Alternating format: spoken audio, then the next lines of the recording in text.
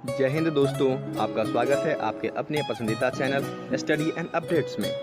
जय हिंद दोस्तों, मैं राजकमल आप सभी का स्वागत करता हूं स्टडी एंड अपडेट्स में। और आज के इस वीडियोस में हम लोग हिंदी के प्रीवियस ईयर क्वेश्चन करने वाले हैं। ठीक है, ये बहुत ही महत्वपूर्ण प्रश्न है जो कि पिछले प्रीवियस ईयर में पूछे जा चुके हैं।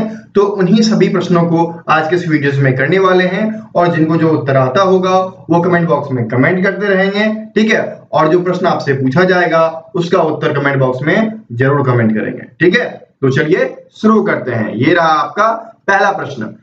पहला प्रश्न है आपका थर्रा जाना। ठीक है, थर्रा जाना एक मुहावरा है, हमें इस मुहावरा का सही अर्थ बतलाना है। देखिए, थर्रा जाना इसका मतलब होता है डर जाना। जब आप किसी पे गुस्सा करते हो तो वह कांपने लगता है, तो इस कांपने की प्रक्रिया को थर्राना कहा जाता है। ठीक है, थर्रा जाना मतलब डर जाना, और डर जाना यहाँ पर आपको डी में दिया गया है, इसलिए फर्स्ट का उत्तर डी हो जाएगा। चलिए आगे बढ़े। और आपका सेकेंड दिया गया है पेड़ बढ़ता गया। इस वाक्य में प्रयुक्त संयुक्त क्रिया का नाम बताइए। देखिए, पेड़ बढ़ता गया, ये जो क्रिया है यह प्रतिदिन होता है। ठीक है, और इसका अंत भी नहीं होता है ना। जब तक पेड़ रहता है तब तक वह बढ़ता ही रहता है। तो ये जो प्रक्रिया है यह नित्य हो रही है, और जो प्रक्रियाएं नित्य होती हैं या फिर वो खत्म नहीं होती हैं तो उन्हें नित्य बोधक संयुक्त क्रिया कहा जाता है। ठीक है, तो देखिए नित्य बोधक संयुक्त क्रिया आपके ए में दिया गया है, इसलिए सेकंड का उत्तर आपका ए हो जाएगा। ठीक है, चलिए आगे बढ़े। अब देखिए थर्ड आपको दिया गया है टिप्स वीराना मुहावरे का अर्थ क्या होगा ये आपको बतलाना है। देखिए, टिप्स वीराना इसका मतलब हो जाएगा सिफारिश करवाना। जब आपका कोई कार्य नहीं हो रहा होता है तो आप क्या करते हैं, सिफारिश लगवाते हैं कि सर मेरा ये काम करवा दो ना, तो उसको बोला जाता है टिप्स वीराना। ठीक है, तो उत्तर क्या हो जाएगा, उत्तर आपका यहाँ पर देखिए सिफारिश करवाना डी में है, तो थर्ड का उत्तर आपका डी हो गया। ओके, चलिए आगे बढ़े। देखिए अगला प्रश्न दिया गया है इस वाक्य के रिक्त स्थान पर रेखांकित शब्द का उपयुक्त विलोम शब्द कौन सा होगा। देखिए, प्रश्न पूछने का तरीका जो है वह बदला जा रहा है, और जो नए प्रश्न पूछे जा रहे हैं उनके तरीके अलग हैं। जो प्रश्न मैं करवा रहा हूं वह आपके 2021, 2022, 2023 के एग्जाम से हैं, तो यह बहुत ही महत्वपूर्ण है और इसी प्रकार के प्रश्न आपके आगामी एग्जाम में पूछे जाएंगे, तो ध्यान रखिएगा। ठीक है, तो यहाँ पर इसे दिया गया है कि हमें विलोम शब्द बतलाना है, लेकिन किसका विलोम बतलाना है, जो अंडरलाइन किया गया है। ठीक है, तो यहाँ पर दिया गया है भारत में कहीं अतिवृष्टि से बाढ़ आती है तो कहीं डैश से सूखा पड़ जाता है। तो अतिवृष्टि इससे क्या होता है, अनावृष्टि। ठीक है, तो कहीं अतिवृष्टि से बाढ़ आती है तो कहीं अनावृष्टि से सूखा पड़ जाता है। ठीक है, विलोम भी हो गया और रिक्त स्थानों की पूर्ति भी हो गई। यहां पर देखिए दो दो, ठीक है, दो दो प्रकार के क्वेश्चन को एक में इन्वॉल्व कर दिया गया। ओके, तो इस प्रकार से आपको तैयारी करनी है। फोर्थ का उत्तर क्या हो जाएगा, फोर्थ का उत्तर आपका बी हो जाएगा। चलिए आगे बढ़े। अब देखिए पांचवा आपको दिया गया है निम्नलिखित में से किस वाक्य में उत्कंठा के सही पर्यायवाची शब्द का प्रयोग हुआ है। देखिए, उत्कंठा का हमें सबसे पहले तो पर्यायवाची जानना होगा। तो उत्कंठा का पर्यायवाची क्या सब होता है, इसका हो जाता है आपका लालसा, चाव, उत्सुकता, ठीक है, चाह इत्यादि। तो इनमें से देखिए कोई दिया गया है, यहां पर आपका उत्साह दिया गया है, लेकिन उत्सुकता यदि होता तब जाकर यह सही होता, तो इसी वजह से ये गलत हो गया। दूसरा दिया गया है नभ में अब कोई लालसा शेष नहीं रही, लालसा दिया गया है। लालसा जो है यह पर्यायवाची है उत्कंठा का, इसलिए उत्तर क्या हो जाएगा, उत्तर आपका 5 का बी हो जाएगा। ठीक है, इस प्रकार से अब आपको इन चीजों को पढ़ना है। पढ़ना तो पर्यायवाची है लेकिन पूछा कैसे जाएगा, इस तरीके से। ठीक है, चलिए आगे बढ़ते हैं।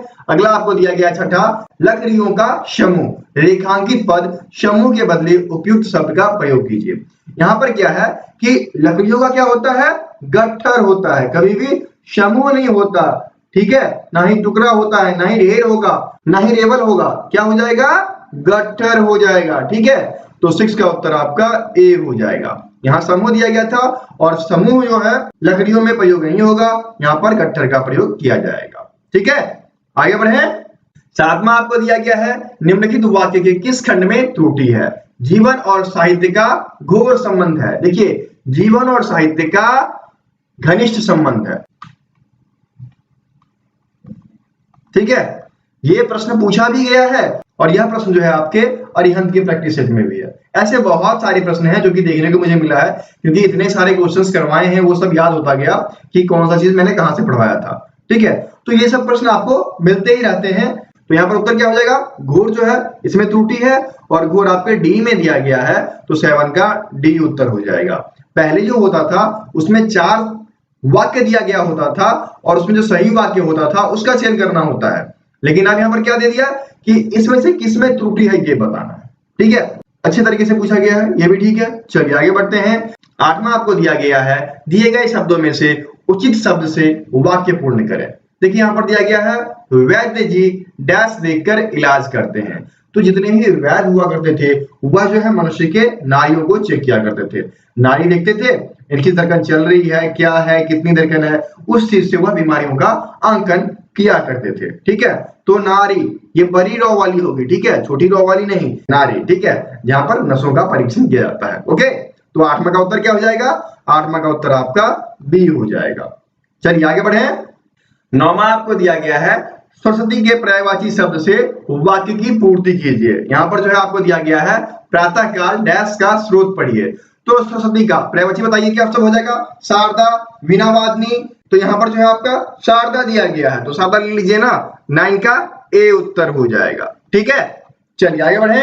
10वां आपको दिया गया है, वह व्यक्ति जो विद्यार्थियों को पढ़ाने का कार्य करता है, तो वो कौन होते हैं, शिक्षक होते हैं। ठीक है, क्योंकि यहाँ पर बी में दिया गया है, तो 10 का उत्तर आपका बी हो जाएगा। ठीक है, चलिए आगे बढ़ते हैं। 11वां आपको दिया गया है, जो कहा ना जा सके, ऐसी चीजें जो बोली नहीं जाती है वह अकथनीय है या फिर अकथ्य कहलाता है, जो कि यहाँ पर ए में दिया गया है, तो 11 का उत्तर आपका ए हो जाएगा। ठीक है, चलिए आगे बढ़े। 12 आपको दिया गया है, वाक्य में रेखांकित अंश के लिए उचित मुहावरा दिए गए विकल्पों में से चुनिए। तुम किस काम के हो, तो किस काम के का क्या हो जाएगा बताइए, इसका हो जाएगा किस मर्ज की दवा, है ना, तुम किस मर्ज की दवा हो, तुम किस काम की चीज हो। ठीक है, तो यहां पर आपका ये हो गया उत्तर, तो 12 का उत्तर आपका सी हो जाएगा, है ना। मजेदार, जैसा कि आप देख पा रहे होंगे क्वेश्चन पूछने का जो तरीका है वह पूर्णतया बदल चुका है, तो इस तरीके से आपको तैयारी करनी है। ठीक है, चलिए आगे बढ़ते हैं। 13वां आपको दिया गया है, शरीर का कोई भाग, तो शरीर का कोई भाग जो होता है वह अवयव कहलाता है। ठीक है, तो इसके लिए उचित शब्द क्या हो जाएगा, अवयव, जो कि यहाँ पर ए में दिया गया है, तो 13 का उत्तर आपका ए हो गया। ओके, चलिए आगे बढ़ते हैं। 14 दिया गया है, निम्नलिखित वाक्य में किस खंड में अशुद्धि है। गौतम बुद्ध ने पाली भाषा में उपदेश दिया था, पाली आकर लर्सी का, ठीक है, पाली भाषा में उपदेश दिया था। उत्तर आपका क्या हो जाएगा, सी हो जाएगा ना, ये त्रुटिपूर्ण है। ठीक है, चलिए आगे बढ़े। अब देखिए 15 आपको दिया गया है, करण खाने विच मिठाई लाया, और यहां पर क्या कह रहा है कि उपरोक्त वाक्य में कारक संबंधी त्रुटि पहचान कर निम्नलिखित में से शुद्ध करना है। तो यहां पर क्या हो जाएगा, करण खाने बाद मिठाई लाया। ठीक है, खाने बाद, विच नहीं, खाने बाद मिठाई लाया, ये प्रयोग में आएगा। ओके, तो ये ढूंढिए, करण खाने साथ मिठाई लाया, खाने की मिठाई लाया, खाने के लिए मिठाई लाया, खाने बाद मिठाई लाया, तो उत्तर क्या हो जाएगा आपका 15 का उत्तर आपका डी हो जाएगा। ठीक है, चलिए आगे बढ़े। देखिए 16वां आपको दिया गया है, सुने ना खाना खा रही है, उपयुक्त तो वाक्य का भाववाच्य में रूपांतर होगा। देखिए सबसे पहले भाववाच्य के बारे में बताइए। भाववाच्य किसके कहते हैं, ऐसा वाच्य जिसमें वाक्यों में असमर्थता दिखाई जाती है। ये जरूरी नहीं है कि हमेशा असमर्थता दिखे, लेकिन असमर्थता दिखाई जाती है। तो यहाँ पर दिए गए वाक्य में देखते हैं कि असमर्थता किसमें दिखाई जा रही है। पहला दिया गया है, सुनैना खाना खा रही थी, समर्थ है। सुनैना खाना नहीं खा रही है, सुनैना खाना खा रही होगी, और सुनैना से खाना नहीं खाया जाता, ये क्या है, असमर्थता को दिखलाता है। ठीक है, और वैसा वाक्य जिसमें असमर्थता दिखे उसे हम क्या कह देंगे, भाववाच्य कह देंगे। ठीक है, तो उत्तर क्या जाएगा आपका 16 का उत्तर आपका डी हो जाएगा। समझ गए, चलिए आगे बढ़े। अब देखिए आपको दिया गया है गाद्यांश, तो सबसे पहले गाद्यांश को पढ़ते हैं और रिक्त स्थानों की पूर्ति करते हैं। यहाँ पर आपको दिया गया है, मैत्री भाव सकारात्मक तथा डैश वर्ग में गिना जाता है। तो मित्रता जो होती है वह सकारात्मक एवं उच्च होती है। दो लोगों के बीच यदि मित्रता है तो उनके बीच जो है बहुत ही प्यार होता है, ठीक है। तो ये उच्च वर्ग में आता है, तो यहाँ पर क्या हो जाएगा उच्च। तो उच्च आपके देखिए कहाँ दिया गया है, सी में दिया गया है, इसलिए 17 का उत्तर आपका सी हो जाएगा, ठीक है। चलिए आगे बढ़े। अब आगे आपको दिया गया है मित्रता ऐसा उपहार है जो डैश को प्राप्त होता है। तो मित्रता ऐसा उपहार है जो भाग्यशाली लोगों को प्राप्त होता है। सबको मित्रता नसीब नहीं होती है, चाहे गरीब हो अमीर हो, ठीक है, सबको ये नहीं होगा। भाग्यशाली लोग जो होते हैं उन्हीं को मित्रता नसीब होती है। तो 18 का उत्तर आपका डी हो जाएगा, ठीक है। चलिए आगे बढ़ते हैं। अब देखिए क्या दिया गया है, सच्चा मित्र वही होता है जिसके कारण हमें कभी भी डैश ना हो। मित्र वैसा होना चाहिए जिसके कारण कभी भी आपको पश्चाताप ना आए, ठीक है। सच्चा मित्र वही होता है जिसके कारण हमें कभी भी पश्चाताप नहीं आता है। तो 19 का उत्तर क्या हो जाएगा, डी हो जाएगा, ठीक है। चलिए आगे बढ़ते हैं।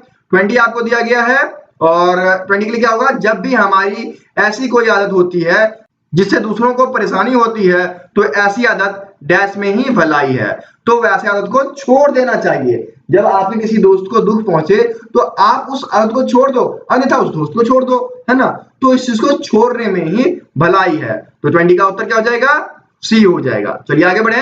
अब देख लीजिए 21 में क्या होगा, यहां दिया गया है मनुष्य तो डैश प्राणी है। मनुष्य क्या है, एक सामाजिक प्राणी है, पढ़े ना आप। तो 21 का उत्तर क्या हो जाएगा, सी हो जाएगा। तो गाद्यांश इस तरीके से करना है। अब आगे देख लेते हैं क्या दिया गया है। 22 है और इसमें आपका अंबर का एक अर्थ है। तो यहाँ पर अंबर का पर्यायवाची पूछ लिया आपसे। अंबर का पर्यायवाची क्या सब होता है, नभ, गगन, अधर, आकाश, अंबर पथ, आसमान, स्वर्गलोक। तो यहाँ पर क्या दिया गया है, देखिए आकाश दिया गया है। तो 22 का उत्तर क्या हो जाएगा, सी हो जाएगा, ठीक है। चलिए आगे बढ़ते हैं। 23 दिया गया है कि निम्नलिखित में से किस विकल्प में सभी शब्द पुरुषवाचक सर्वनाम है।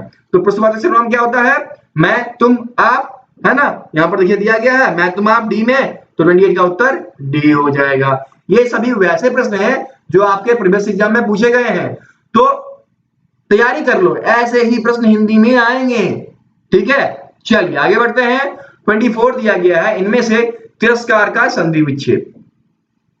तिरह जोरकार, ये जो संधि विच्छेद करना है यह आपके विसर्ग संधि के अंतर्गत आता है। और विसर्ग देखिए कहां दिया गया है, सी वाले में।